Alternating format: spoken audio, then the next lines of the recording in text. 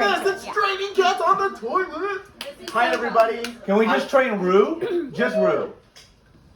Keep it going. I'm Will, and I'm going to talk to you about training cats to use the toilet, or how I reclaimed 240 hours of my life and made my apartment not smell like shit all the time. Let's meet the pupils. We have on the left, we have DeWitt Clinton, and we have Jolene. DeWitt is very dopey. Jolene is very sharp. DeWitt stares off into space. Jolene stares you directly in the eye. DeWitt craves toys with feathers. Jolene craves human affection. They have very different personalities, but they have one thing in common, which is very important, which is they both love treats. Anybody who's trained an animal knows that this is a critical quality if you want to get the animal to do what you want to do. Your dog sits, you give him a treat, good boy, and then they keep doing it, right? If your animal is not food motivated, you're going to have a problem, but we should be in good shape. So how are we going to do this? There is a product you can get online. It's called the City Kitty. I have purchased this twice. And it is a piece of plastic that you put under your toilet seat. You put litter on it to show your cat that this is their new home. As they start using it, you gradually punch a hole in the middle and you make it bigger and bigger and bigger until all of a sudden you have a super cat who uses the toilet. Okay? Sounds easy, but we're gonna have some problems. Don't worry. We're gonna have it's going to be a little awkward at the beginning. It's going to be hard to get the positioning. Gradually, our positioning is going to improve. Okay, we're going to have more power, a little better, a little more confidence. Then we're going to get to the place. We've got 4 paws on the seat. That is good form. We're going to get so comfortable with this that we're going to be wearing formal wear to the That's how good you're going to get. Now, you might notice that all these pictures just have DeWitt on the toilet, right? And Jolene is kind of around. That's because DeWitt was not shy about taking a shit in front of me, which was great because then I could give him treats at the moment that he did it. Jolene is just around because she learned that she could just be there when DeWitt took a shit and she would get some treats too. She would actually alert me to the fact that DeWitt was taking a shit. She would come in the other room and go, meow, meow, meow. I'd be like, all right, I'm coming, and there you would be. Okay, but we have a problem here. Because Jolene is too shy to take a shit in front of me. This is a problem because I'm not around when she takes a shit. I'm not around to reward her behavior, and she starts shitting in the shower, and she doesn't know that it's not right. Okay? So I have to resort to desperate measures. I set up an old iPad in the bathroom to be FaceTiming with the toilet. At around this time, I was working on my dissertation late into the night, so I set up my phone next to my desk, and I'm FaceTiming with her. This allows her to have the privacy she needs, but also allows me to see that when she takes a shit, so I can run in and scatter treats everywhere. One night, something very eerie happened. She turned her head to the left. She looked directly at me. She's looking directly at me as if to say, I see what you're doing, and it's not gonna work. This is me saying, Jolene, it's 4 fucking a.m. Can you please just take the goddamn shit already?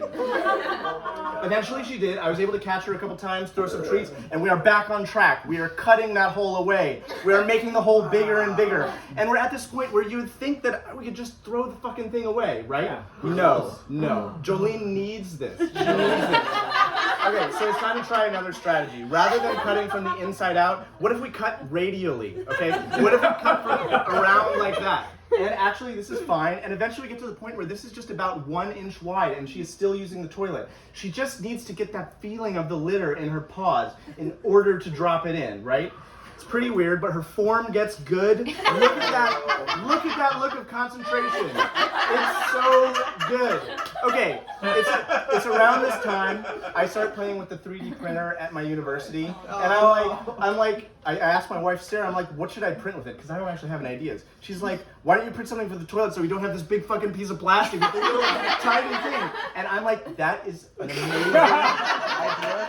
That is such a good idea. So I enter my 3D toilet studio. I learn how to do 3D modeling, and I make this cool piece that snaps right onto the toilet, and you can put a little bit of litter in there.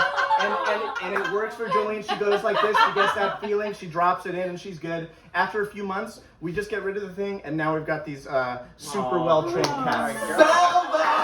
Now I know what you're thinking. You're saying, I've never seen this guy before. This Will guy, he's fucking insane. Okay. Let me review some things about the status quo of cat ownership. Your apartment smells like shit. Non-cat people are like, you keep a little box of shit in your corner. Your cats are dragging shit all around your apartment. You spend hundreds of dollars per year on litter. Every day you have to act like a little shit pirate, digging little shit treasure out of your box. And you do this for 240 hours of your life per cat. Thank you, Kristen Hook, for the estimates. So you think I'm crazy. If you're a cat owner and you're not doing this, I think you're crazy. So I can also say that I have transitioned to consulting. If you want, we're gonna hire you. Okay, if you want someone to send your shitty toilet pictures to, I'm here. If you want to say, I'm sorry I have to admit defeat, or you're physically ill from exhaustion and you want encouraging words of support like, no, then I am here for you. Reclaim your life. God damn. In the early stages, when there's no hole, what if you only have one toilet in your... That was the situation that we had for the first years of this process. Years? Years? You have to just, when someone will come to your house and they'll be like, excuse me, where's your bathroom? And you're like, over there. But hold on a second. You're going to have to lift up the seat. You're going to have to pick up this thing. Actually, I'll just come with you. I'll do it. How much of a mess did they make before they got used to it? Like around the toilet, on the floor? The beginning stages, when you have the full tray and there's no hole to put where the stuff will fall, it's a bit of a mess. Okay. The first few months are going to be a bit of a transitionary period. You'll be okay. You'll be okay. Does kitty litter flush? You have to get flushable kitty litter. Yeah, we'll normally get you on. Yeah. So that was amazing and super hilarious, and I have a cat, and I've had lots of issues. The one thing I have a question on, I've read that the only issue with this is when they get older and they're less mobile, and maybe it's hard for them to maneuver around the toilet. They forget how to use the litter. So do you have a plan for that? Or you just We haven't gotten there yet, and I try not to think about it. Okay, sorry. Best heckler ever! Thank you. Kitty steps. Any other? Yes? What's the timeline on this project? Honestly, I showed you that DeWitt had incredible success. If I had just had DeWitt, the whole process would have been over in a month. But because of Jolene and all the extra challenges, it was kind of like a 2 steps forward, 1 step back process for a year, 2 years. But most of that process was very bearable. Like we got pretty quickly to the point where you don't have to remove the thing from the toilet when you human want to use it.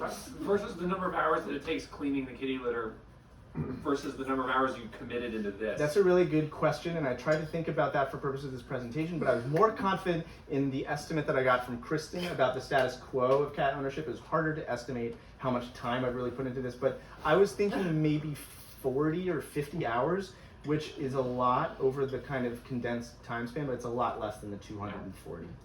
Also, it's more fun than hunting for shit. Yeah. Definitely a cost Have you actually thought about the thing that you've done?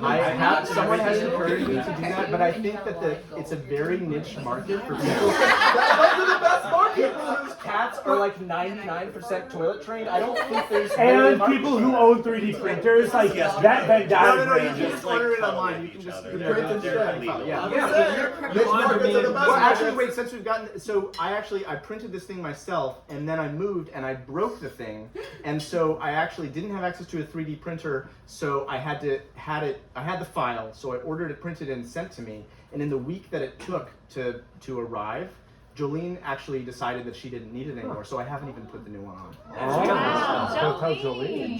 Yeah, she's Jolene. All right, thank you so much. And, if you want to do this, come find me. I'll give you my number. All right.